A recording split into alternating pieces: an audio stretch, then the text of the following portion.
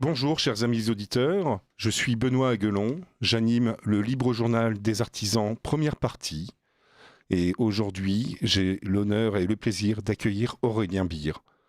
Aurélien Bire est artisan joaillier. La joaillerie existe finalement depuis des millénaires, depuis que les hommes ont voulu se parer d'atours représentant soit effectivement des trophées de chasse, soit représentant des symboles de caste, et particulièrement lors de l'urbanisation des premières sociétés préhistoriques. Le bijou fait partie de notre quotidien, il fait partie d'un élément de transmission que chacun peut avoir du point de vue de ses grands-parents, de ses parents, de ses alliés, de ses aïeuls et tout ça. Le bijou est finalement, en fait, avec un artisan joaillier artisanal, l'expression à la fois indispensable, parce que synonyme de plaisir, synonyme de beau et de vrai, mais aussi tellement futile, parce que finalement, en fait, est-ce qu'on a vraiment besoin d'un bijou ? Mais oui, finalement, en fait, c'est tellement futile que c'en est indispensable. Et c'est effectivement le lien que nous avons depuis plusieurs émissions avec le Libre Journal des Artisans, c'est que nous accueillons non pas seulement des artisans, mais aussi des esthètes, des personnes qui nous parlent de leur métier, de leur savoir-faire, de leur faire savoir aussi, et de la manière dont ils transmettent un savoir-faire qui est multimémoriel. Voilà, Aurélien Bire. Donc voilà, vous êtes artisan joaillier chez de AB Joaillier. Alors pour les personnes qui souhaitent le suivre, il est sur Instagram, donc instagram.com/Aurélien Bire, donc Aurélien Bire, B-I-R, tout attaché, pour le trouver sur Instagram et trouver ses représentations.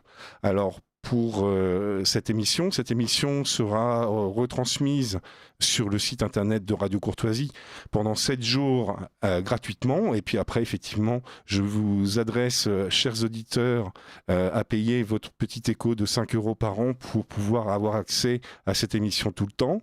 Et cette émission est aussi diffusée sur Internet via la plateforme YouTube de Radio Courtoisie. Voilà. Aurélien Bire, bonjour. Alors, Bonsoir. Abbé Joaillier, c'est votre création. Posez la question de base, qu'est-ce qu'un joaillier artisanal ? Alors, c'est l'idée de faire nous-mêmes à partir de morceaux de métal. On Vous fabrique des transformez bijoux, simplement en métal. c'est ça, de morceaux de fil, de morceaux de plaques, à partir de cire qu'on va fondre, à partir de différents éléments, on va créer des bijoux qui vont s'adapter et qui vont être faits pour une personne. D'accord. Donc, vous faites de la grande mesure artisanale, de la grande mesure de bijoux, en quelque sorte, si je dois faire un lien avec mon métier de tailleur. Exactement. D'accord. Et vous travaillez, alors on va commencer par les métaux. Ouais. Donc, vous travaillez tout type de métaux, tout type selon les besoins. Principalement de Qu'est-ce qui est l'or. plus simple ? Alors, l'or est plus simple. En règle L'or est générale. plus simple. On travaille du platine, on travaille un peu d'argent, parfois pour faire des objets, pour faire des choses un peu spéciales. D'accord. Donc voilà, on va travailler sur des bijoux anciens, des fois sur des pierres anciennes, des fois sur des pierres neuves, des fois à partir d'éléments anciens pour créer quelque chose de neuf. D'accord. Donc, alors il y a une partie création. Une partie création, une partie restauration, transmission, créer quelque chose à partir de quelque chose d'ancien, D'accord. créer quelque chose qui va se mesurer au temps. Donc des fois transmettre aussi à d'autres personnes quelque chose qui va pouvoir perdurer grâce à nous. D'accord. Il y a une notion de mode dedans ou pas ? Il y a les deux. On a des tendances. Les tendances dans les bijoux, je pense que c'est un peu comme dans tous les métiers de l'artisanat. On a des tendances. On a eu une tendance qui a duré une dizaine d'années sur l'or rose. Oui. Où beaucoup de gens venaient nous commander des bagues en or rose. Maintenant, on repasse sur de l'or jaune depuis 2-3 ans. D'accord. Alors, quelle est la différence entre l'or rose et l'or jaune ? Est-ce que les mineurs du Klondike, lorsqu'ils vont chercher l'or, ou alors les mineurs du golfe de Guinée, lorsqu'ils vont chercher de l'or, est-ce qu'ils trouvent comme ça de l'or rose ? Qu'est-ce que c'est ? Non, en fait, l'or, à la base, il est jaune. Le 24 carats, ce qu'on appelle le 1000 millième, il est jaune. L'homme va créer l'alliage à partir de l'or. Et en rajoutant, par exemple, plus de cuivre, on va avoir de l'or rose. En rajoutant du palladium, on va avoir de l'or blanc. En rajoutant de l'argent, du cuivre et du palladium d'une manière assez cohérente, on va avoir de l'or jaune, qui est le plus proche de la couleur naturelle. D'accord, donc il faut rajouter du cuivre et du palladium pour avoir une couleur naturelle à l'or. C'est ça, de l'argent, des fois du nickel, enfin plusieurs métaux D'accord, qui vont créer l'alliage. C'est encore un métier. d'accord. Alors j'appuie un petit peu là-dessus. En fait, on n'a pas d'or naturel l'or naturel n'existe pas. Par Si exemple, au niveau de ma bague, de ma bague votre bague, c'est du 18 carats. c'est du 18 carats. 75% de la bague, c'est de l'or, donc qui D'accord. est jaune, jaune un peu orangé, ce qu'on appelle de l'or fin. Oui. Et le reste, ça va être de l'alliage. Dans votre bague, il y a de l'argent, D'accord. il y a un peu de cuivre, D'accord. et il y a certainement des métaux en traces pour avoir cette couleur particulière. D'accord. Alors, chers auditeurs, on n'est pas filmé, on est sur la radio. Effectivement, je possède une bague, une bague de mariée, bon, voilà.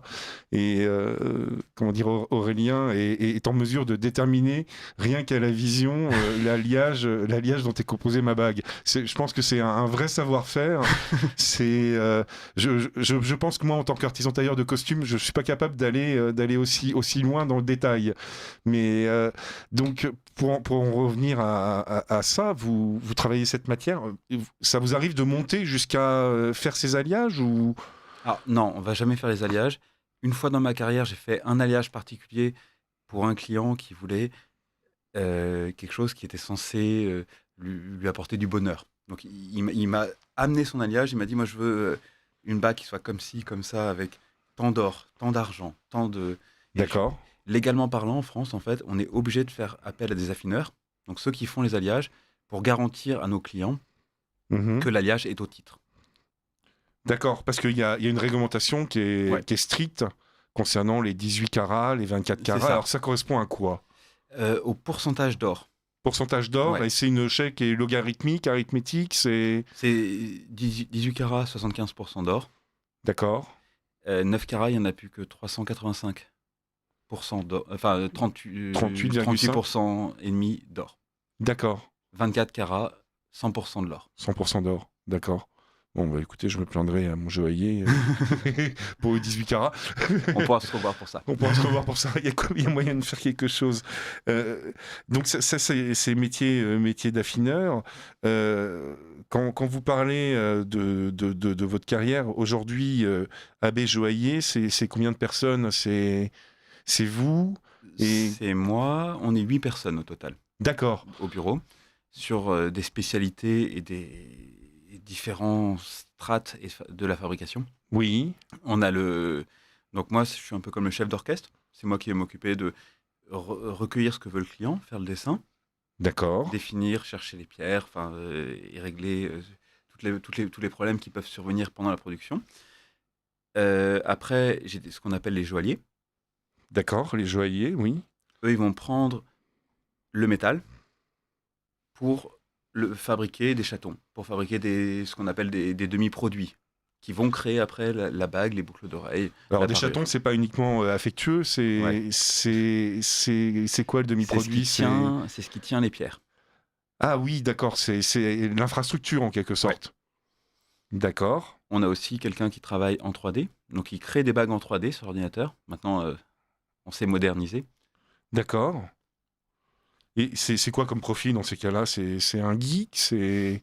Ouais, la personne qui travaillait avec nous en 3D, avant, il faisait des jeux vidéo. D'accord, Donc c'est un peu dans l'idée un peu geek. d'accord. Et il utilise un logiciel de modélisation 3D, Ouais. type AutoCAD ou... Type Rhino. D'accord. C'est un métier qui, pour le coup, si vous avez des auditeurs qui cherchent un travail, c'est un métier qui a de l'avenir. D'accord. Alors je sais que j'ai des auditeurs que j'ai pu rencontrer ce week-end et qui écoutent, que je salue, notamment une jeune fille qui va s'orienter vers l'école de joaillerie. Ouais. Donc je lui fais un salut spécial pour elle. Et puis déjà peut-être une petite piste peut-être d'orientation. Donc c'est spécifique, c'est un logiciel qui est spécifique. Ouais, c'est un logiciel qui a été développé, qui fait principalement, au départ, il était spécialisé dans tout ce qui était mécanique auto. Oui, pour faire des pièces de voitures, Tout à fait, oui. d'aéronautique. Et après, il s'est spécialisé plus dans les bijoux. D'accord. D'accord. Et donc, vous avez donc une sorte de mécanicien 3D, en quelque sorte, enfin, Ouais. de designer, enfin, Qui va faire les morceaux de la bague pour les mettre ensemble. Si vous voulez, D'accord. Alors, pour ceux qui seront en vidéo, je pense que Aurélien est en train de regarder il est en train de nous montrer, effectivement, je vous décris un peu. un C'est modèle. une bague qu'on est en train de réaliser D'accord. avec un énorme diamant. Et tout autour, il y a plusieurs chatons avec plusieurs autres pierres de couleur D'accord. Et chatons, en fait, ce sont des pierres semi-travaillées, et qui sont particulièrement ici en forme de cœur, avec des différentes perles tout autour. Ouais, on va avoir tout ce qu'on perçoit comme perles, c'est des griffes D'accord. qui après vont nous servir d'un point de vue technique à fabriquer la bague. Oui. Quand la bague elle a été développée par la personne en 3D, on l'envoie à un fondeur. D'accord. Le fondeur, il se sert de ce fichier Oui.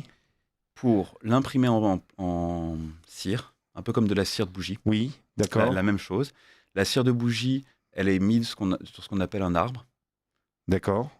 On coule du plâtre autour, on attend que ça sèche. On chauffe le plâtre. On a la un cire négatif. fond, on a un négatif et on coule de l'or. D'accord. De la bonne couleur. De la couleur qu'on veut, blanc, De couleur, rose. oui. Donc, mélange cuivre-palladium selon les... D'accord. Selon la couleur qu'on souhaite. Nous, on récupère la même pièce en or. D'accord. Et après, nous, le travail d'après, ça va être de le transformer en une pièce finie. Reprendre tous les détails, faire Oui. le montage, ajuster les pierres D'accord. pour qu'elles tombent bien dans leur logement. Oui. Donc ça, c'est tout un travail. D'accord. Et ébarber un petit peu les scories. Ah ouais. Bien plus que ça. Là, on va sur des choses où des bacs comme ça, c'est une dizaine de jours de travail. Une dizaine de jours de travail. Pour donc enlever chaque 80 détail. heures à peu près. C'est ça. Pour avoir quelque chose qui, à la fin, devienne parfait. D'accord. Oui, c'est la recherche de la perfection. Vous livrez uniquement si le client est content et si vous êtes content. Déjà, si moi je suis content, Déjà. si je pense que si ça correspond à ce que le client va vouloir.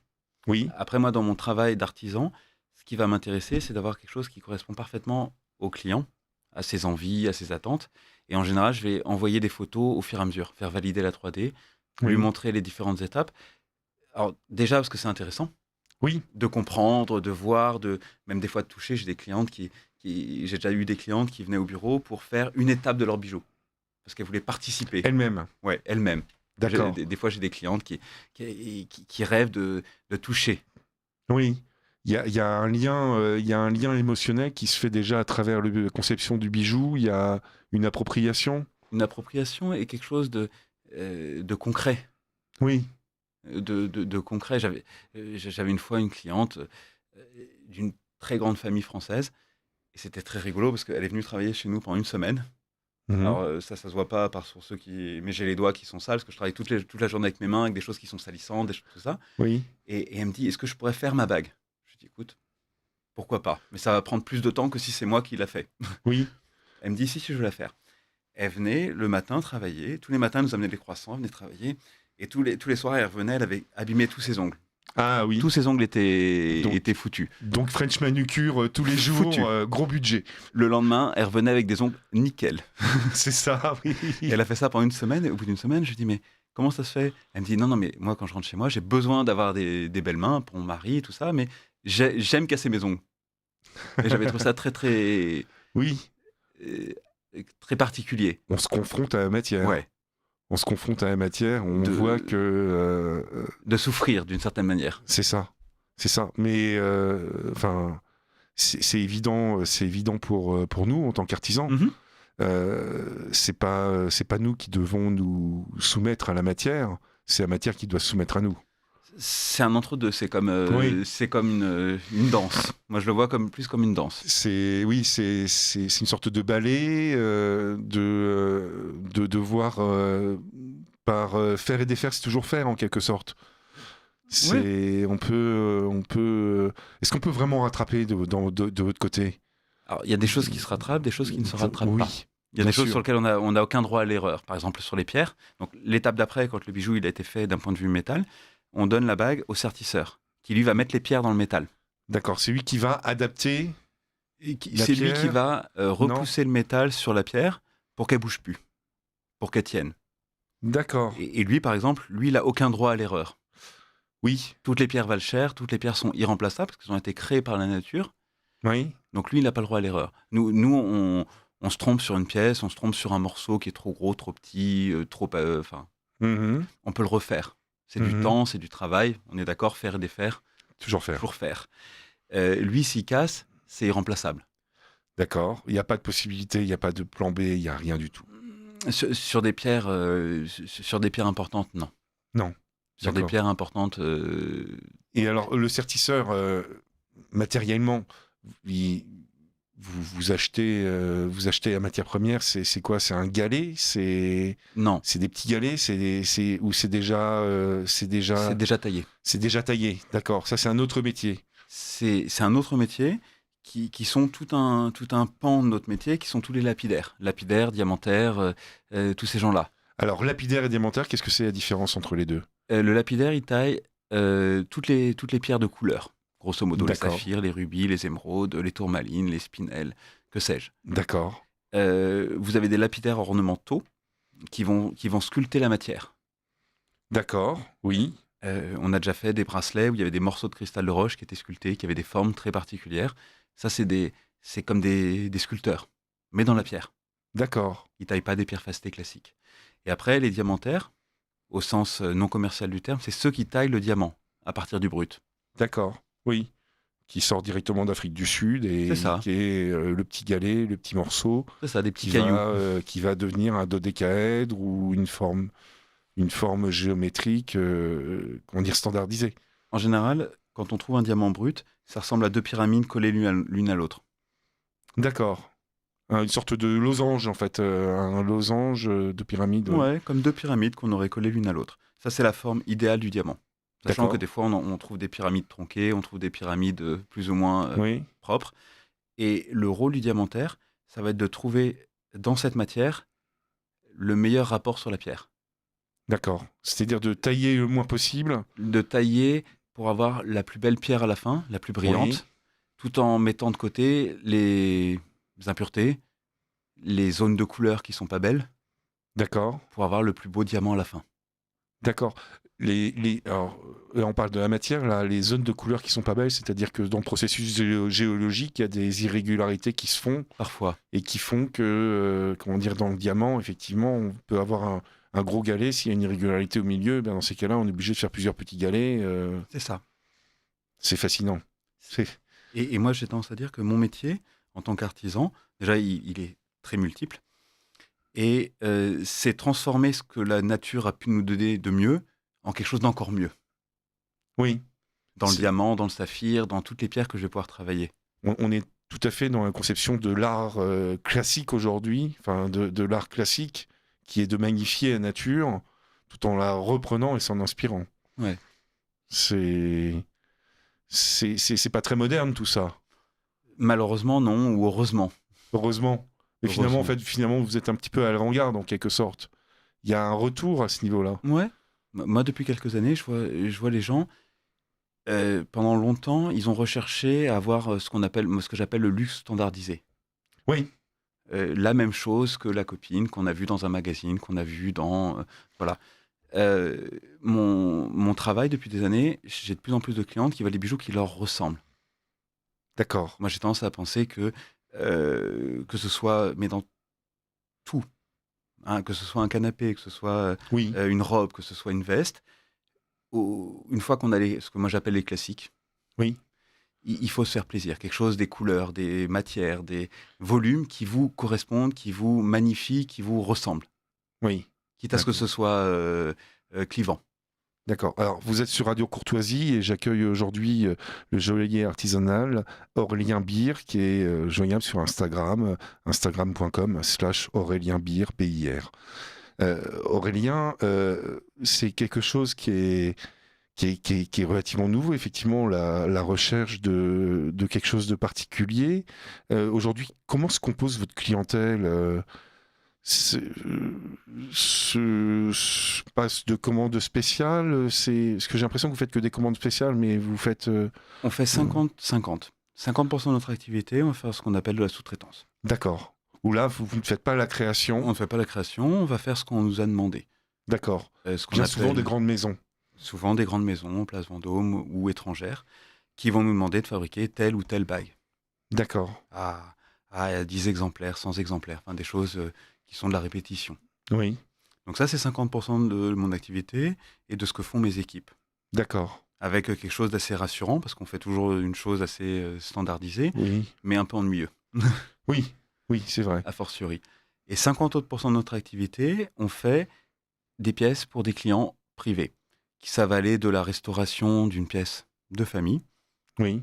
de la transformation d'une pièce de famille, à des créations, et parfois des créations très importantes. Des gros colliers, des choses D'accord. pour des événements. Ça peut être des bagues de fiançailles, ça peut être... on fait beaucoup de bagues de fiançailles, D'accord. Oui. forcément, parce Oui, oui. que c'est quand même beaucoup d'alliances. C'est ça, oui.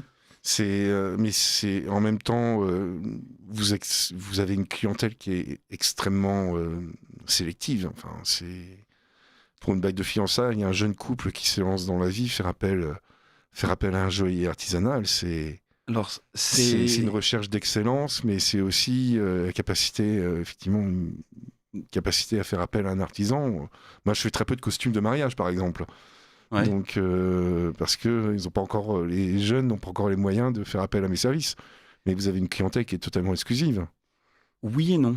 J'ai une Ah, partie de ma clientèle qui est très exclusive, oui, qui s'achète des bijoux. Enfin, moi, j'ai certaines de mes clientes qui m'achètent des boucles d'oreilles qui vont être portées qu'une seule fois dans leur vie. Elles vont avec une robe.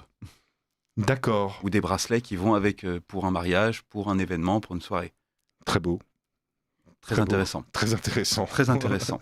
Mais c'est peu de clientes. Oui, C'est peu, c'est souvent des très gros chiffres, des très belles pièces et des mois de travail pour une soirée. oui, c'est Moi, ça. une fois, j'ai une anecdote qui est assez amusante. J'ai une cliente qui n'est pas française, qui m'a commandé un collier avec des têtes de mort tout autour. Les Oui, têtes de mort étaient sculptées en quartz, dans plein de matières différentes. Sur chaque tête de mort, je devais me faire des initiales en diamant, ses initiales. des initiales différentes sur chaque tête de mort. Il y avait 13 têtes de mort, C'est très élevé. 13 initiales. Ah, d'accord. Donc, je lui fais le dessin, je pose pas de questions. Moi, dans mon métier, la discrétion, ça fait partie de... Oui, Et quand je lui livre, c'est une cliente que je connais depuis assez longtemps, et je lui dis, mais pourquoi oui, Pourquoi ce collier? oui, oui. Elle me dit, je fais une soirée spiritisme. Ah, et chacun des invités? Elle avait fait les initiales de chacun de ses invités sur chaque tête de mort sur le collier qu'elle portait pour la soirée. Énorme, énorme. Donc, un collier pour une soirée. Un collier pour une soirée. Il y a mais des choses comme ça. Une fois, j'ai fait un collier style Joséphine Baker pour une soirée déguisée. D'accord. Ah oui, Le déguisement de la cliente, c'était Joséphine Joséphine Baker. Baker.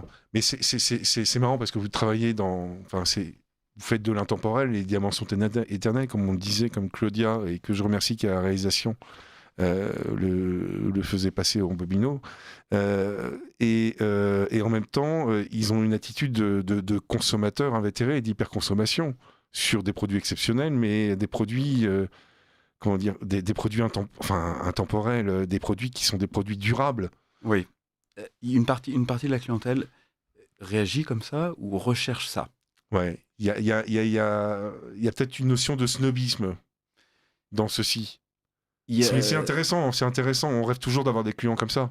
Ouais, Mais, il en faut plus. mais c'est quelque chose qui est. Il en faut toujours plus. Il en faut toujours plus. Et Mais- toute une partie de ma clientèle, c'est plus pour des choses qu'on va appeler plus classiques. Des bagues de Classique. fiançailles, des alliances, des cadeaux de naissance, des choses comme ça. Et là, donc, on va chercher la pierre parfaite pour eux. Et assez souvent, ça leur coûte pas plus cher de venir chez moi, d'avoir une fabrication D'accord. française, un bijou qui a été fabriqué à la main, à Paris, avec des belles pierres, Oui. une recherche plus poussée sur les pierres par rapport à leur budget, par rapport à leur demande, que s'ils vont dans une maison plus ou moins connue, où ils vont payer un pas de porte, une marge Oui. et des choses comme ça. Oui. Je pense C'est que ça. c'est un peu comme, Oui. comme chez vous. Dans Oui. l'absolu, c'est pas le costume pour monsieur tout le monde, Tout à fait. mais en même temps, c'est pas forcément hors de prix ou inaccessible. Non. Non, c'est vrai, c'est vrai, c'est vrai. On est sur des prix de marché, sur une qualité où effectivement il y a une charge émotionnelle. Il y a une charge émotionnelle derrière la pièce qui est faite, parce que le client connaît les artisans, voit les artisans, et finalement, en fait, comment dire, le prix n'est pas cher par rapport au travail qui a été fait, du point de vue strictement économique, et la valeur du bien est inestimable parce que justement, on a sué dessus. Et effectivement, je confirme, vous avez les doigts sales, mais parce que vous avez travaillé sur des projets, Toute la journée. et donc vous avez mis de la sueur, vous avez pensé au client, j'imagine. Vous avez Ouais. pensé au client quand vous avez réalisé votre pièce. Je pense au client, je pense à comment il va le porter. Qu'est-ce qui va, quelle émotion en fait ça va donner. Oui. Moi, à chaque fois, je me retrouve comme un rond de flanc, mais des fois, j'ai des clientes, elles se mettent à pleurer quand je leur livre leur bague. Ah, c'est impressionnant. Et c'est assez, c'est assez unique et en même temps, parce que derrière la pierre, c'est la pierre de leur maman, c'est la pierre de leur famille, Mmh. c'est l'engagement de leur mari, c'est beaucoup de choses. Mmh. Là, Ouais. la semaine dernière, j'ai livré une bague pour un client qui a acheté un très beau diamant à sa femme parce que ils doivent avoir 50, 60 ans maintenant. Oui. Et à l'époque, quand ils se sont mariés, il n'a pas eu les moyens de lui offrir une bague qu'elle méritait. C'est ce qu'il D'accord. m'a dit. Oui.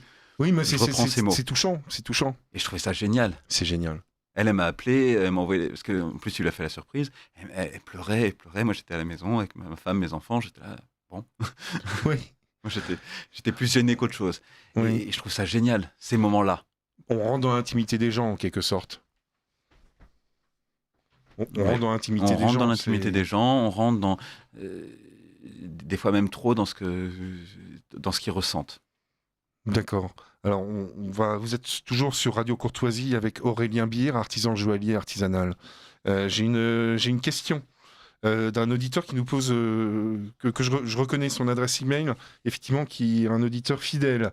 Alors, bonsoir messieurs, excellente émission. Merci beaucoup. Je tiens à dire aux autres éditeurs que ce n'est pas ma maman ni un cousin. J'aurais plusieurs questions. Est-ce que les poinçons sont fiables? Quels sont-ils? Qui les pose et peut-on les contrefaire? Est-ce que la hausse du prix de l'or freine la demande? Alors, pour l'anecdote, je suis allé faire expertiser une bague de ma grand-mère et on me l'a dédaignée car elle était en platine. Or, dans ma jeunesse, le platine était le métal le plus cher, bien courtoisement. Merci, chers auditeurs. Alors, Donc, beaucoup de questions en une. beaucoup de questions, oui. Donc, les poinçons.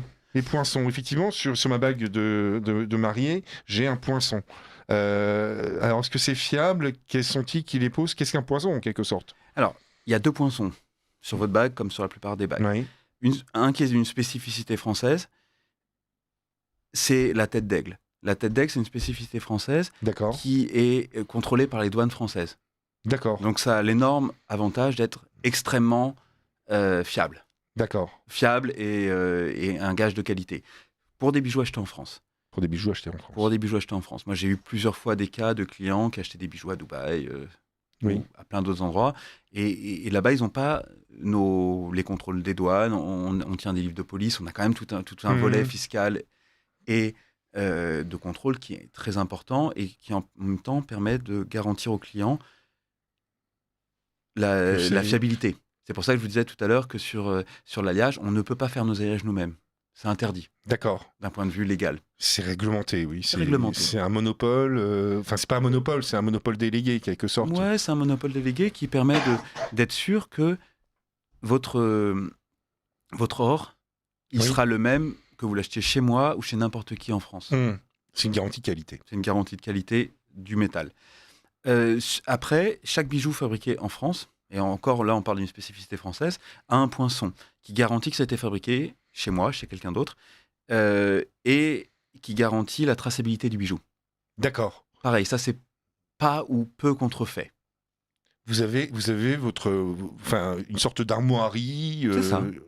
un sigle particulier, Aurélien Bier, joaillier, qui dit que ça vient de chez vous, pour garantir la chose. Il y a un registre national de ces Avec poinçons. le poinçon, on peut reconnaître qui a fabriqué quel bijou.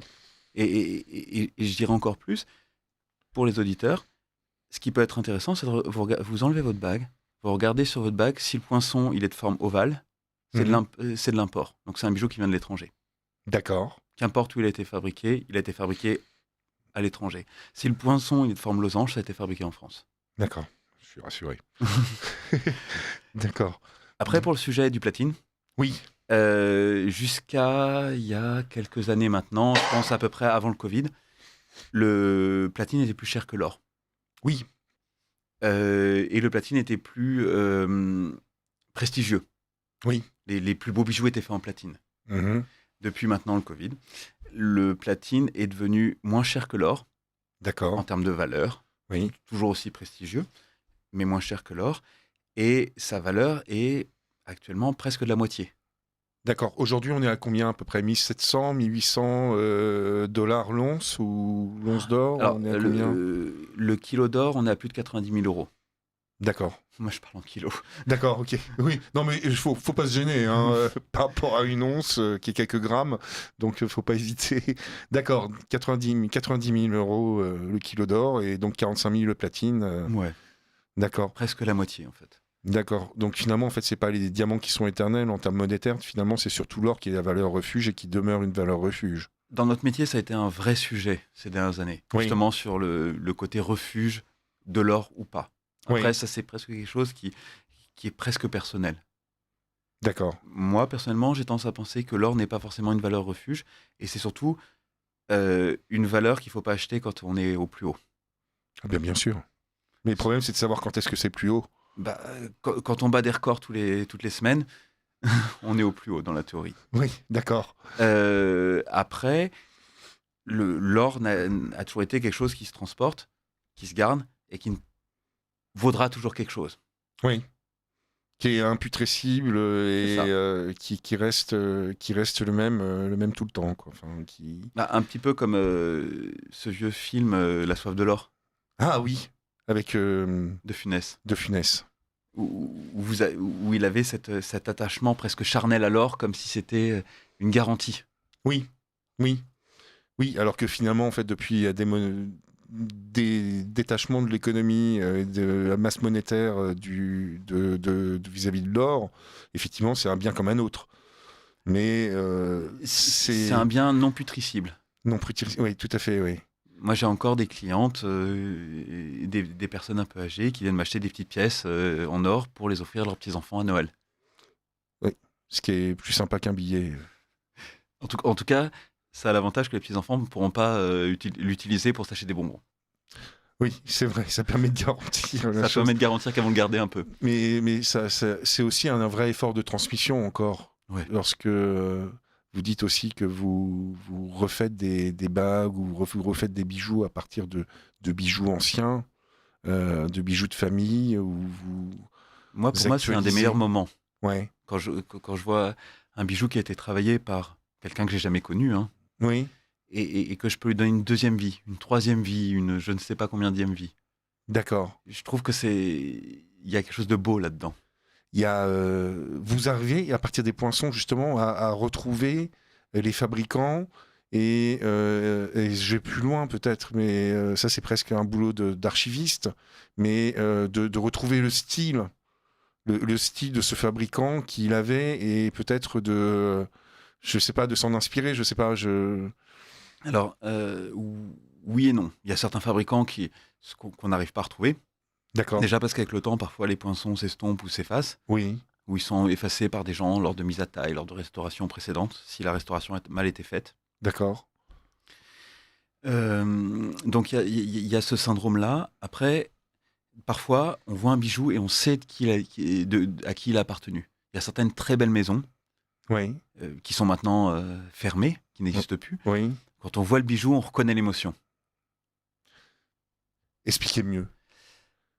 Il y a des maisons, Boivin, Belperron, Oui. des très très belles maisons comme ça. Il y avait un feeling dans le travail. Le bijou, il a beau avoir 50 ans, 100 ans, Ouais. le bijou, il est beau. Le travail, il est beau. Mais la recherche esthétique était tellement bonne D'accord. que c'est beau. Vous avez des bijoux de l'enfant, qui a été un façonnier très connu, Mhm. qui a travaillé pour Van Cleef, qui a travaillé pour Hermès, qui a travaillé pour Fred, qui a travaillé pour presque tout le monde. Il avait un esthétisme et un sens du détail qui était tellement extraordinaire. On reconnaît son travail à travers la maison qu'il a pu faire. D'accord. Ah oui, mais oui, c'est la beauté à l'état pur. C'est la beauté à l'état pur. Et après, on regarde son poinçon et on dit ah tiens, c'était lui. D'accord. Oui, c'est ça. La beauté n'a pas besoin d'explication en quelque sorte.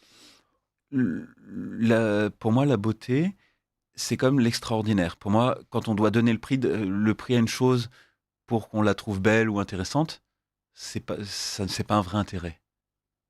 Mhm. Moi, ce que je dis toujours, c'est j'ai souvent pour des clients qui viennent pour des bagues de fiançailles.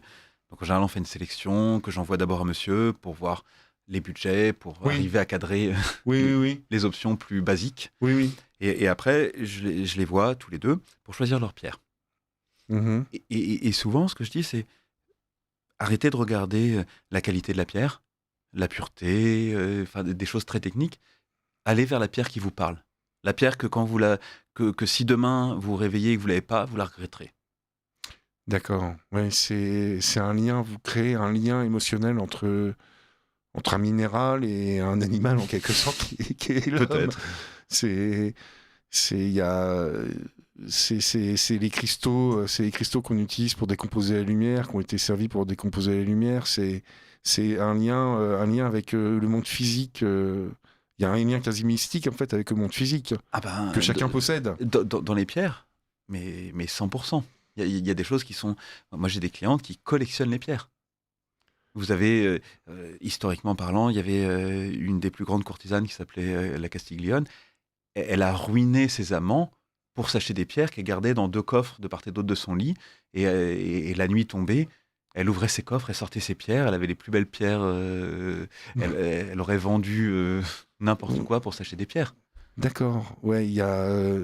c'est un peu comme l'astrologie, en quelque sorte aussi. Quand vous dites la nuit tombée, Ouais. je pense aux étoiles, l'astrologie, je pense à un pouvoir magique des pierres, à à un lien qui existe entre le porteur et cet objet, en fait, qui n'est plus un objet, qui est une émanation de soi-même. Oui, et comme un prolongement, comme quelque chose qui vous parle, qui vous rassure, moi, dans ma consommation personnelle de bijoux, je m'achète des bijoux qui commémorent des événements. Oui. Quand j'ai monté la société, je me suis acheté un bracelet. D'accord. Enfin, je me suis fait, en fait. Oui, Plus qu'acheter. oui, voilà, c'est ça. C'est l'avantage Je me suis de payé à métier, c'est moi-même. on peut s'équiper nous-mêmes. C'est ça, on peut s'équiper nous-mêmes.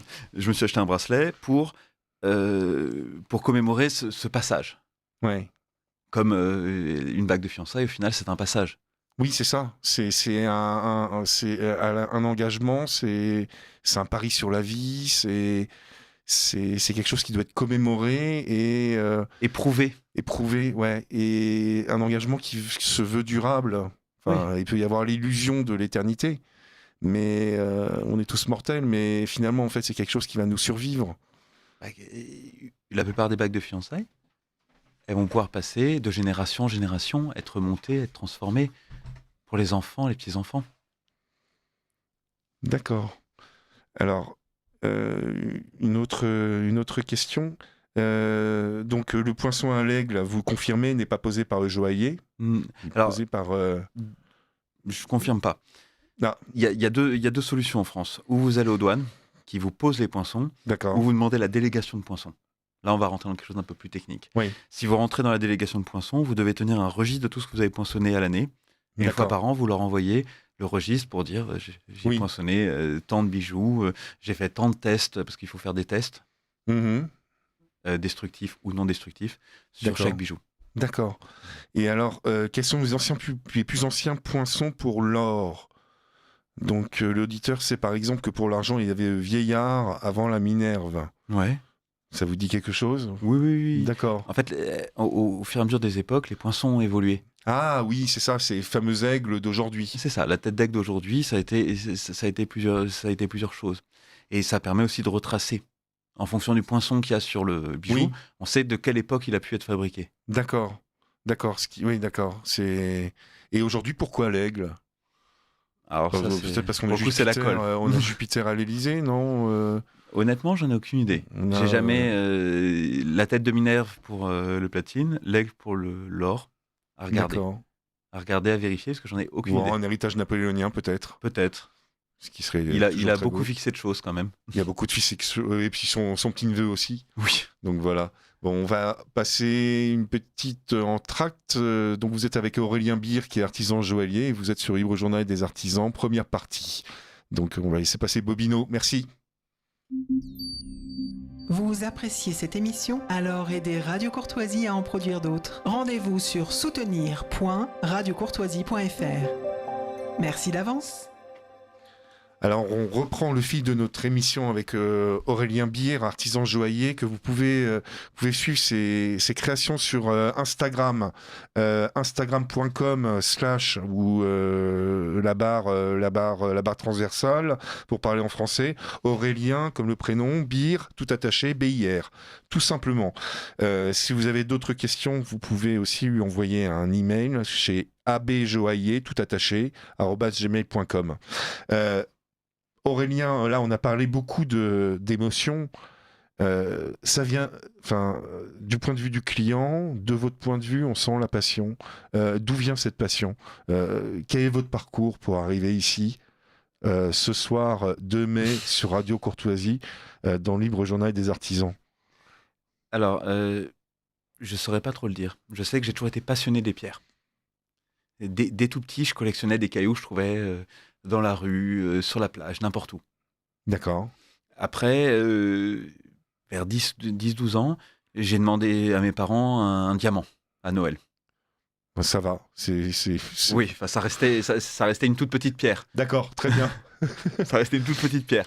Que plus tard, j'ai intégré dans un bijou pour ma femme. Mais c'était une petite pierre parmi les autres. Pour moi, c'était très important, cette pierre. D'accord. C'était un symbole. Ouais, à 10 ans. Ah ouais, 10-12 ans. D'accord, une vocation précoce. Une vocation, en tout cas, toujours une passion. Très tôt, je faisais du dessin. Mhm. Ma mère était styliste, elle travaillait dans la mode. D'accord. Beaucoup. Je faisais du dessin, je faisais de la sculpture, je faisais beaucoup de milieux artistiques. J'aimais tout ce qui était artistique, tout ce qui était manuel, tout ce qui était artistique. Vers 15 ans, j'ai voulu m'orienter dans la joaillerie. Donc j'ai commencé un CAP, après un BMA, après un DMA. Ça a changé. Mais... Alors, brevet métier d'art et diplôme des métiers d'art. Bac plus 2, c'est ça. C'est ça, mais ça a rechangé depuis. Ça a rechangé, ça ne cesse de changer. Ça change tous les 5 à 10 ans. Oui, voilà, c'est ça. Et donc, vous êtes orienté sur... Je me suis orienté sur la joaillerie. BMA plus DMA, oui. Et après, sur la création. D'accord, c'est une filière particulière de la joaillerie, c'est la filière Rennes, c'est plus comme une sorte d'orientation, donc c'est le DMA, en tout cas à l'époque, qui permettait de faire quelque chose de plus créatif. Parce que moi, je voulais pas faire que de la fabrication, je voulais aussi aller de A à Z. Aller de A à Z, oui, c'est ça. C'est la recherche de maîtriser la chaîne de valeur, pour parler comme un vulgaire étudiant en école de commerce, dont j'ai été. Je tiens à le dire pour tous les auditeurs qui vont s'énerver parce que je parle des écoles de commerce comme ça. Donc c'est quelque chose qui est maîtrisé en fait de A à Z pour pouvoir ensuite rentrer particulièrement dans un domaine en particulier, dans un domaine du métier. Moi, dans ma démarche, c'était plus de comprendre ce qui était possible, pourquoi c'était pas possible.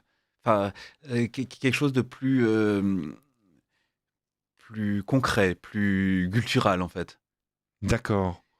Après, quand j'ai fini mes études, je voulais partir à Londres pour finir encore un autre diplôme. J'ai été contacté à l'époque par la Maison Chanel, où j'ai travaillé un petit peu, mais en création pure. D'accord, dessin. Ouais, ce qui était une partie de ma vie un peu frustrante parce que on faisait des dessins sur un thème. Oui. En fin de journée, on rendait au chef de studio les dessins. Oui. Et vous saviez pas s'ils étaient On savait pris pas ou ce qui s'était passé. Le lendemain, on nous redonnait un nouveau thème. On refaisait des dessins. Ah d'accord. Ouais. On les donnait. On savait plus ce qui se passait. D'accord. C'est frustrant. C'est une division du travail qui est... Ouais, qui était compliquée, en tout cas dans ma perception. Oui. Ça a été une expérience qui était... Enfin, moi, j'ai été élevé en province. Je suis l'aîné d'une famille. On est 6. Donc, j'étais très provincial dans ma vision des choses. Arriver à Paris, c'était génial. La capitale, les soirées, enfin quelque chose de très glamour. Et je finis à faire des dessins qu'on me demande sans avoir de retour. Ah oui, mais Donc, ça, c'est m'avait très beaucoup frustrant. frustré. C'est très frustrant. C'est la moitié du travail, un petit peu, qui est... c'est la moitié du travail qui est mise de côté, quoi. C'est l'hyper spécialisation. Dans des grandes maisons maintenant, des Ouais. grandes marques, où chacun doit avoir son métier, sa spécialité, et surtout pas regarder la spécialité du voisin, Surtout pas regarder la spécialité du voisin. ou la connaître. C'est-à-dire. Après cette expérience, j'avais voulu aller dans une autre maison, Oui. et donc ils me proposent le même poste, et je leur dis, moi j'aimerais bien faire le développement 3D, faire le suivi de prod, Oui. comme mon bébé. Oui. Enfin, c'est-à-dire, je pense que dans ce qu'on fait, on y met une part de nous, Oui. une part de nos tripes, une part de notre passion. Tout à fait. Et il me dit, non, il faut choisir. Ah oui, oui, d'accord.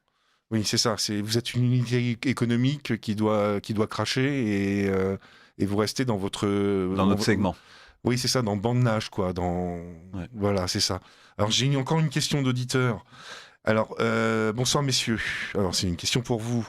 Et presque de conseil, hein. On va faire du conseil en gestion de patrimoine et gestion de bijoux. Lorsqu'on a des bijoux anciens de famille à vendre, votre invité conseille-t-il de les porter à la fonte ou bien de les proposer à un bijoutier?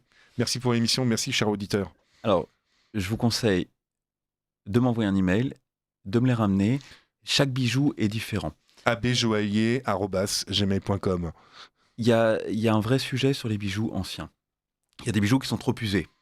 Donc, Oui. à part malheureusement les valeurs de matière, les pierres précieuses ou pas dans un côté, l'or de l'autre, il n'y a pas de valeur sur le bijou. Non. Par contre, donc ça va représenter, on va dire, entre 70 et 90% des bijoux qu'on Oui. va voir. Par Mhm. contre, il y a certains bijoux, c'est tellement dommage de les casser, les Oui. abîmer. C'est comme un patrimoine. Oui, c'est ça, il y a un poinçon, rien que le poinçon, déjà, ça raconte une histoire. Ouais. Il y a l'histoire familiale qui vient en plus. Et il y a surtout certaines pièces qu'on ne pourrait plus refaire. Il y a des savoir-faire qui ont été perdus. Ah oui. Ah bah alors ça c'est une bonne question. Ça c'est quels sont les savoir-faire et pourquoi? Alors, Parce quels que sont ces on savoir-faire s'oriente vers trop de bande-nage et tout ça. Il y a plus de. Non, parce qu'il y a tout un tas de métiers Interdisciplinarité. qui étaient, on va dire, avant-guerre. Les gens, ils achetaient par exemple des boîtes à cigarettes, des étuis à parfum, Oui. avec en or, ciselé, tout ça. Des travails colossaux et des savoir-faire particuliers. Maintenant, personne n'achèterait une boîte à cigarettes en or. Je pense que c'est peut-être une idée que peut avoir certains de nos auditeurs. Je pense que Pourquoi pas? pourquoi pas une boîte à cigarettes et On faisait des exactement- sacs à main. Oui, ou même je pense aux anciennes valises. Mhm. Où tout autour des valises, en fait, il y avait une place pour les flaconnages Mhm. de la trousse de toilette de monsieur. Et effectivement, chacun des flacons était fait à la taille ou alors c'est peut-être plutôt les valises qui étaient faites à la taille des flacons, Les deux. ou les deux. Et effectivement, le sertissage en or, par exemple, des couvercles et tout ça, de la crème et tout ça, c'est effectivement, je pense que... Écoutez, chers auditeurs, si vous avez quelques millions éventuellement pour à investir dans ce genre d'idées, effectivement, on est tout à fait disponible avec Aurélien Bir, joaillier artisanal, et effectivement réfléchir à un modèle de business, un modèle d'activité, pardon, excusez-moi, grâce au cochon, on n'a pas le droit de parler en franglais sur Radio Courtoisie, donc c'est peut-être une idée éventuellement à développer, à remettre au goût du jour, parce que finalement... Un homme, qu'est-ce que ça porte comme bijou? Alors, de plus en plus de bijoux. Pour le coup, ça c'est une tendance de fond qui arrive. Jusqu'à il y a 5-6 ans, le bijou pour homme, c'était des boutons de manchette, Oui, une montre. montre, médaille de baptême. Très peu de bijoux, en fait. Même Ouais. les médailles de baptême, tout ce qui était gourmette, ça se portait d'une manière plus anecdotique. Oui, Très anecdotique, en fait. Mhm. Peu d'hommes portaient même une chaîne ou quelque chose de... Oui. Un vrai bijou, précieux, on va parler de ça. Maintenant, les hommes, depuis quelques années, ont envie d'avoir des bijoux. Des bijoux qui leur ressemblent, des bijoux des fois assez typés. d'accord. Moi, j'ai fait une bague pour un client à moi qui est avocat, Oui, assez connu en France, et il s'est fait une bague qu'il représente. avec un élément déterminant de sa personnalité, C'est ça. une sorte d'armoirie qui va parler de lui. Qui parlerait de lui, et surtout qui fait que, comme si, quand on voyait la bague, on reconnaît le personnage, et c'est pour inspirer un peu de la peur. Ah, excellent. pour inspirer de la peur dans les tribunaux. C'était assez rigolo comme projet. Oui, ouais, il y a une idée, il y a Une un intention. marqueur identitaire. Ouais, c'est ça. Vous travaillez sur un marqueur identitaire. Ouais. Parfois, je trouve ça génial de travailler quelque chose qui va représenter la personne, Ouais, qui va lui apporter quelque chose en plus. d'accord. Je pense que c'est un peu comme la même chose que vous. Oui, Ça apporte de la confiance, ça tout à apporte. fait. On marche différemment C'est quand on ça. est bien habillé, quand on se sent bien habillé, quand c'est une seconde peau et qu'on n'a pas à se soucier de la manière dont on est habillé, parce que le matin, on met 5 minutes pour choisir sa tenue, mais on sait qu'on est élégant. Et c'est tout, et puis après on marche dans la rue, on est conquérant. Ouais. Et effectivement, j'ai un client qui aussi, on parlait des têtes de mort, qui lui porte ses doublures de costumes de ville avec uniquement des têtes de mort. Parce que pour lui, costume, c'est une armure. Donc, effectivement, et à l'intérieur de l'armure, effectivement, il y a la tête de mort. Pour montrer que C'est un combattant. c'est un combattant dans son métier. Oui, c'est ça. C'est quelque chose qu'il veut faire passer. Ça fait partie de son image.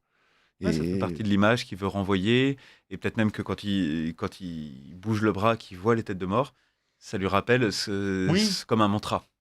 C'est ça. Bah, c'est comme, oui, c'est ça. C'est la bague de votre client avocat. Oui, c'est ça. C'est le mantra. C'est le doudou qui fait en sorte que, en fait, le bijou pour homme, c'est aussi un jouet en plus. Ouais, c'est un jouet. C'est un jouet. Ça peut être une extension de la C'est- voiture. Moi, j'avais fait des porte-clés. Des porte-clés en or pour un client qui avait une très belle voiture. Ouais. Et c'était le porte-clés pour sa voiture. Bah voilà. Il aurait pas osé des bijoux extravagants, mais le porte-clés, c'était bon. Ouais, c'est possible. C'était possible. Ah, dans notre métier, on fait des choses des fois. J'avais fait des colliers pour chiens. Des colliers pour chiens. Ouais, pour une américaine. D'accord. Qui avait fait un collier tout en diamant pour un petit chien. Ah, Un tout d'accord. petit chien. On sait bien, tout petit chien, ça fait moins de diamants. Ça fait moins de diamants, mais c'était gros. Et c'était gros. C'était gros. Et en rigolant, je lui dis, mais tu te rends compte que potentiellement, on va te voler ton chien Oui, pour le collier. pour collier. Oui, Et elle me dit, dans ces cas, je préférerais qu'on me rende le chien qu'il garde le collier. c'est impressionnant. Oui, Et- c'est vrai que c'est un animal, donc C'est le plus c'est important. un être sensible. Ouais, Oui, c'est tout à c'est un fait. être Oui. doué de... Et plein de choses. Hein. Moi, là, il y a 5-6 ans, j'avais fait des boucles d'oreilles. J'avais une cliente qui avait 2 chiens. Et les boucles d'oreilles, il y avait la tête de ces 2 chiens qui étaient sculptés dans de la pierre. Quand on parlait tout à l'heure Ah, des mais sculpteurs de pierre. Ouais, oui, c'est complètement fou. C'était très rigolo. Ouais, c'est très rigolo. C'est des idées comme ça qui viennent. Est-ce que vous faites moi, je vois aussi, il y a une sorte d'entraînement mutuel lorsqu'on Oui. connaît bien le client pas dans le délire, mais dans Dans oser. dans oser quoi. Ouais, il y a des choses que moi je fais des fois pour des clients, c'est oui, qui partent d'un délire, qui partent d'une idée, qui partent de quelque chose qu'elles auraient jamais osé 1 an, 2 ans, 6 mois avant. Ouais. C'est un parcours. Il y a un parcours il y a un parcours. Enfin, je parle beaucoup d'itinéraire d'élégance pour pour nos métiers sur le textile, sur la botterie et tout ça. Mais pour vous, effectivement, en joaillerie, il y a aussi un itinéraire où parfois on arrive à se lâcher au fur et à mesure que les finances aussi permettent, bien sûr. Mais Ouais. ce que je veux dire, c'est qu'il y a une somme infinie de possibilités de création. Presque. Ouais. Malheureusement, c'est souvent le budget qui finit par limiter la création, mais sinon, en tant que création, tout est possible. Ouais. À un moment donné, j'avais un client, il a fait graver un mot en anglais sur un diamant. On peut D'accord. graver le diamant. D'accord. Oui, on peut graver le diamant, je savais, oui. Et il a fait graver un message sur le diamant de sa bague de fiançailles. D'accord, ça a commencé par un F et il y avait des étoiles après, c'est ça? Non, c'était I love you. D'accord. C'était une bague de fiançailles. C'était une bague de fiançailles. Il fallait que ça reste quand même un minimum, un peu classe. un peu classe quand même. Mais vous pourriez faire. Ah, théoriquement, oui. Oui, oui. Je trouvais ça dommage, mais je peux le faire. Alors oui. Est-ce qu'à un moment donné, vous êtes un peu garde-fou de certains de vos clients? Alors, moi, Est-ce qu'il y a des limites, comment dire, à l'extravagance À l'extravagance, ouais. Où là, on peut toucher le mauvais goût et que vous voyez que ça va toucher au mauvais goût et que vous dites stop, on va rétro-pédaler et voilà ce que je vous propose. Alors, moi je sais pas comment vous réagissez avec vos clients. Moi, je donne mon avis, mais Oui. je fais ce qu'on me demande. D'accord. C'est-à-dire, chacun son mauvais goût, Oui, ou son bon goût. oui, Je sais que plusieurs fois, j'ai fait des choses. Moi, ce que je dis toujours à mes collaboratrices, aux gens avec qui je travaille, c'est ce qu'on doit faire, on doit toujours le faire le plus au bout possible, le plus beau possible, oui, comme si c'était pour votre maman, comme si c'était pour vous, comme voilà. Ça, c'est l'idée. Par contre, on ne fait pas que des choses qu'on aime. Des fois, je fais des associations de couleurs que je trouve pas du tout à mon goût. d'accord. Des fois, je fais des volumes de bijoux que je trouve ridicules, Oui, d'accord. ou trop gros, ou trop petits, ou mal proportionnés. Ouais, Mais je le dis, c'est-à-dire moi, je donne mon avis. ouais, Je dis, écoutez, je trouve que c'est pas joli. oui. Ou j'ai une histoire d'une cliente qui travaillait dans la joaillerie. Ah, ça c'est dur. 3e mariage, elle me renvoie son 3e mari pour acheter la bague de fiançailles du 3e mariage. Elle lui dit, je veux 2 carats 50 F VVS. Ah oui, Donc la couleur était très précise. d'accord. Moi, je la connais depuis 10 ans, je connais son futur nouveau mari depuis 10 minutes. Donc j'ai fait une sélection de 3 diamants avec 3 prix, et je lui dis, j'ai une très bonne affaire. Pour moins cher que la pierre que ta femme a demandé, j'ai une pierre qui est meilleure en qualité. Oui, Donc pour moi, c'est oui, c'est cadeau. cadeau. Et elle sera contente d'avoir mieux que ce qu'elle a demandé. Oui, Il m'a dit, non, mais je prends ce qu'elle a demandé. c'est vrai qu'au bout d'un 3e mariage, il faut faire quand même attention. La diplomatie est importante pour le 3e mari, sachant que je sors des 2 derniers. Oui. Pour la petite histoire, elle a divorcé de celui-ci l'année dernière. D'accord. On attend Donc, le 4e. On attend le On 4e. attend le 4e avec impatience. C'est bien, c'est régulier, c'est une cliente régulière. Oui, Et un client satisfait, c'est un client qui revient. dans tous les domaines. Mais on peut même se poser la question si elle divorce pas justement pour avoir une nouvelle bague de fiançailles. Non, je pense qu'ils divorcent l'un et l'autre. En général, D'accord. c'est les messieurs qui partent. Hein. D'accord. Donc c'est pas elle qui divorce. C'est plutôt lui C'est qui. le budget. Je sais pas. Non. Moi, non.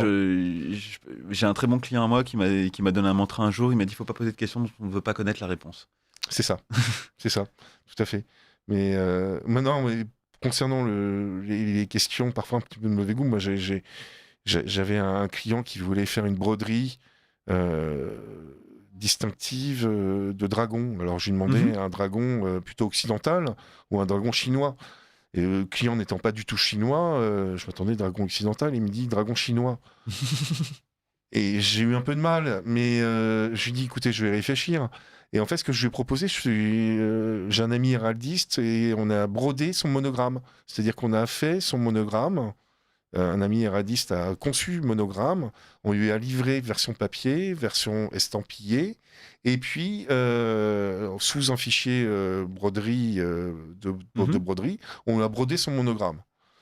Donc, ce qui a fait un peu avancer Schmilblick, mais on a permis de redresser le délire parce que peut-être qu'après, on allait peut-être avoir une broderie avec Johnny Hallyday, avec des Harley Davidson et au Mont Rushmore sur le dos du costume. Et je voulais éviter ça. Ouais. Donc, parce que si on commence à donner le doigt, la main part rapidement et puis le bras aussi. Ah, moi, j'ai déjà fait des pendentifs Harley Davidson avec des symboles qui représentaient tel ou tel. Parce qu'il y a des castes de Harley. Oui. J'ai appris ça à ce moment. Moi, j'apprends beaucoup dans mon métier. Sur plein de sujets. Et je sais que ça avait été assez amusant. Ouais. Ou en tout cas, enrichissant. Ah oui, c'est impressionnant. Alors, vous êtes encore sur Radio Courtoisie, Libre Journal des Artisans, première partie avec Benoît Guelon. Et j'ai le plaisir et l'honneur d'avoir Aurélien Beer, artisan joaillier artisanal, au micro. Aurélien, comment dire, au niveau de ce métier, donc on est passé sur... Quelle est une pièce en particulier emblématique de votre inspiration, de votre création, et qui est emblématique d'Aurélien Beer, joaillier, de AB Joaillier. J'aurais du mal à définir savoir, une pièce. Ouais. J'ai l'impression, je sais pas si ça vous fait ça, mais moi des fois je regarde mes photos de ce que j'ai fait il y a 6 mois, il y a 1 an, il y a 5 ans, il y a 10 ans, enfin bref, de toute ma carrière. Et à chaque fois que je revois les pièces, c'est une émotion. Oui, on se rappelle qu'on a travaillé dessus. Ouais, et de l'émotion que j'ai ressentie, de ce que j'en ai pensé. Oui. J'ai pas une pièce où je me dis c'est la pièce de ma vie. D'accord. Oui, on s'en rend pas compte. On s'en rend pas compte. Mais Non. même, je le vis différemment. C'est plus des rencontres. Moi, j'aime l'humain. D'accord. Donc, il y a des pièces, il y a des clientes Oui. dont je me rappelle particulièrement, des anecdotes, des moments de vie. D'accord. C'est une mémoire sensorielle, en fait. Ouais, c'est presque. Et c'est quelque chose. Une des plus belles pièces que j'ai fait de ma vie, d'un point de vue esthétique, et une des plus chères, c'était un collier pour un mariage. D'accord. J'avais une. C'est pas commun, déjà, un collier pour un mariage. Ce C'était qui la n'est mère pas de commun, c'est la mariée. suite. Ah, d'accord. Allez-y. J'ai une cliente qui était ma meilleure cliente de l'époque, qui me commandait vraiment des bijoux tous les 2 mois. Elle commandait 2, 3 bijoux. Elle avait beaucoup de soirées, beaucoup. Elle arrive, elle me dit, écoute Aurélien, je voudrais un collier qui fasse riche, très riche, alors qu'elle était déjà très riche, pour le mariage de mon fils. Donc pour elle, pour le mariage de son fils, D'accord. pas pour sa belle-fille. Et donc je lui dis, qu'est-ce que tu veux, quelque chose d'important, quelque chose de art déco. Enfin, j'essaie de cerner un peu l'idée. Elle me montre la photo de la robe qu'elle a commandée Oui. et elle me dit, je veux de l'émeraude. Donc déjà, j'ai 2 informations intéressantes. Et je lui dis, pourquoi une émeraude? Elle me dit, parce que c'est la pierre préférée de ma belle-fille, D'accord, sur un collier qu'elle va porter. qu'elle va porter elle-même. D'accord. Et ce collier, son fils est resté marié 3 mois. Ah. Et ce collier, c'était le symbole de ce naufrage. Ah oui. Elle m'a raconté à quel point elle la détestait, que de toute façon elle ne resterait pas. Et qu'elle voulait lui montrer qu'elle la détestait en lui achetant rien Et en s'offrant un et en collier. s'offrant un collier extrêmement cher alors qu'elle voulait rien payer pour elle. Excellent. Et c'est une des plus belles pièces que j'ai fait de ma vie, d'un point de vue Ouais. esthétique, Oui. d'un point de vue budget. C'est un énorme collier, ça a demandé 1 an et demi de travail. Ah ouais. Mais et chargé d'une charge émotionnelle Qui est de mauvaise. sorcière, en fait. Qui est mauvaise. C'est ça. Enfin, que je n'ai pas, enfin, que j'en garde pas un bon souvenir. Ouais. Alors que je sais que j'ai dans mes clientes une cliente que j'aime profondément, Mhm. qui est devenue une amie avec le temps, qui m'a jamais acheté de très belles pièces, mais tout ce que j'ai fait pour elle, il y a quelque chose de particulier. Il y a un Oui. feeling particulier. Oui. Même Oui. si c'est pas des pièces très chères, même si c'est pas des choses, parce que il y a un supplément de quelque chose. C'est ça. C'est ça. C'est ce qui caractérise nos métiers de façon générale. C'est la charge émotionnelle qu'il y a Ouais. dans ce qu'on traverse, dans ce qu'on donne à l'objet et l'interaction qu'on a avec nos clients. Ouais, la confiance, le partage. Le partage, ouais, c'est ça. Et on met tout ça dans quelque chose avec lequel ils vont vivre. Et non, c'est très beau. C'est quelque chose qu'on ressent. Alors après, moi, je trouve que parfois qu'on travaille beaucoup trop dessus, qu'on fait des faits et tout ça, il y a presque un phénomène un petit peu de répulsion, d'attirance-répulsion. On est content d'avoir livré et ouf. Même si la pièce est formidable, et moi j'ai pu livrer des belles pièces, mais j'ai même pas pris de photos. Parce qu'il y avait une sorte de... On regrette 1 mois après de pas avoir pris Et la après, photo. on regrette après de ne pas avoir pris la photo, mais bien sûr, mais c'est en permanence un petit peu comme ça. On est parfois dans un ascenseur même un peu émotionnel à ce niveau-là. Ben moi, là, je sors d'un collier que j'ai mis presque 8 mois à fabriquer Oui. pour un client, où, vu qu'il y avait un délai de livraison pour un événement, Ah oui. Le délai était précis, que le délai était très, très petit, on a travaillé pendant 8 mois, 6 jours sur 7. On avait 2 à 3 personnes du bureau en permanence sur ce collier, sur des morceaux Ah de oui. collier pour pouvoir avancer le plus vite possible. Ce collier, je pense que dans 2 ans, quand je reverrai la photo, je serai fier. Oui. Là, je le déteste. C'est ça. Alors qu'il est beau, hein. C'est ça. C'est fascination-répulsion. Ouais. On est un petit peu... On voit, en discutant, puis en ayant préparé l'émission ensemble, et en ayant travaillé auparavant ensemble sur un projet, on voit qu'on a le même type de clients, des esthètes, du bien, du beau, du vrai. Et puis, en fait, on est tout à fait dans la même chose. Faut pas nous parler de délai. C'est compliqué le délai. Hein. C'est compliqué. C'est un vrai sujet, le délai. C'est un vrai sujet, ouais. Parce que on est obligé de... Les choses qu'on nous achète, ont un délai. Ouais. Ont un objectif, en tout cas. Oui. Mais moi, ce que je dis toujours à mes clients, c'est que une semaine en plus ou en moins, après, ils ont toute leur vie pour en profiter. Oui, c'est ça. On, Oui. on vend, on vend du long terme. On vend du long terme et puis on veut pas. Et puis on aime bien. On fait ces métiers-là qui sont des métiers passion pour pas se mettre des nœuds dans l'estomac, des ulcères et tout ça. Enfin, c'est effectivement, c'est pas comme certains métiers qui requièrent une tension ou de la part de l'entreprise qui donne une tension aux salariés ou à celui qui exerce des responsabilités, qui aboutit finalement au burn-out. On fait pas ce métier-là pour faire un burn-out. Non. On fait ce métier-là parce qu'on aime les choses. Un surmenage. Ouais. Donc, on fait pas de surmenage dans nos métiers. Ou très peu. Moi, dans le mien, oui. On en fait quand même pas mal. Ah oui. On s'auto-surmène. Ah oui, c'est une pression la pression de l'excellence. La pression de l'excellence, des fois des timings, des choses qu'on ne devait pas faire et qu'on a du mal à faire dans le délai imparti, que la pierre elle doit être importée, exportée, passée en douane. Ah oui. Elle doit traverser la planète 3 fois. Enfin, des fois, il y a des vrais sujets. Il y a un processus qui est, de matière qui est, comme c'est une matière précieuse, oui, c'est toujours beaucoup plus compliqué. Donc vous êtes aussi expert en douane en quelque sorte. Ah bah moi je suis expert dans pas mal de sujets. D'accord. Vous faites, vous revendez des pierres. Vous avez. On vend des pierres, ouais. On vend, on va dire des plus classiques aux plus rares. D'accord. Moi, la base de ma passion et la base de mon métier, c'est la pierre. C'est la pierre. Ouais. Ouais, c'est vraiment une émotion sur la pierre. C'est le diamant de 10 ans, de l'âge de 10 ans à l'âge de 10 ans. Ouais. Mais remis sur des pierres actuelles. Moi, des fois, ce que je dis, je n'achète. J'ai un très très vieux diamantaire que j'ai connu quand j'ai commencé à travailler qui m'a dit une chose une fois. Il m'a dit il faut acheter ce qu'on aime. Parce qu'on regrette jamais de l'avoir. Oui. Ouais. Même si on le garde 10 ans, oui. On regrette pas. Oui, c'est ça. Et moi, j'achète ce qui me donne une émotion. Parce que je sais que je saurai la transmettre. C'est ça.